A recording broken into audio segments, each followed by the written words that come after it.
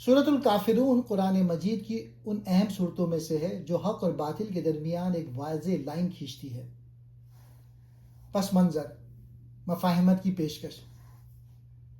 Doctor صاحب فرماتے ہیں کہ یہ صورت اس وقت نازل ہوئی جب کفار مکہ نے نبی کریم صلی اللہ علیہ وآلہ وسلم کے سامنے ایک کمپرومائز پیش کیا۔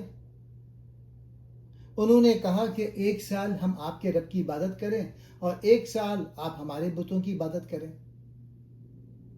اس صورت کے ذریعے اللہ تعالیٰ نے اس طرح کی کسی بھی مفاہمت یا مذہبی کھچڑی بنانے کے امکان کو قطعی طور پہ مسترد کر دیا۔ 2 ٹوک اعلان، کہہ دیجئے کہ اے کافرون۔ ڈاکٹر اسرار اس نقطے پہ زور دیتے ہیں کہ یہاں قل کہہ دیجئے کا حکم ظاہر کرتا ہے کہ اب نرمی کا وقت نہیں بلکہ 2 ٹوک جواب دینے کا وقت ہے۔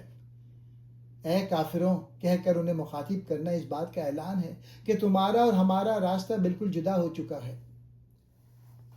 عبادت میں عدم اشتراک۔ سورت کی اگلی آیت میں ایک ہی بات کو تکرار کے ساتھ بیان کیا گیا ہے۔ ڈاکٹر صاحب اس تکرار کی وضاحت میں فرماتے ہیں کہ یہاں 2 باتیں کہی گئی ہیں، حال و مستقبل۔ میں ان کی عبادت نہیں کروں گا جن کی تم کرتے ہو۔ طرز عبادت، میرا طریقہ اور تمہارا طریقہ کبھی ایک نہیں ہو سکتا۔ اس کا مقصد یہ واضح کرنا تھا کہ توحید اور شرک 2 متضاد چیزیں ہیں جو ایک جگہ جمع نہیں ہو سکتی۔ تمہارا دین تمہارے لیے، میرا میرے لیے۔ سورت کا اختتام اس مشہور آیت پہ ہوتا ہے۔ ڈاکٹر صاحب اس کے 2 اہم پہلو بیان کرتے ہیں۔ برات کا اظہار، یہ کسی سیکولر صلح کا اعلان نہیں بلکہ اس کا مطلب یہ ہے کہ اب تمہارے اور ہمارے درمیان کوئی سمجھوتا نہیں ہو سکتا۔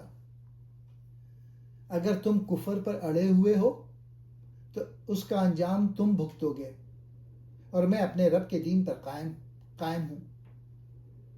دعوت کی بنیاد، یہ آیت واضح کرتی ہے کہ دین میں کوئی جبر نہیں، لیکن حق اور باطل کے راستے بالکل الگ ہیں۔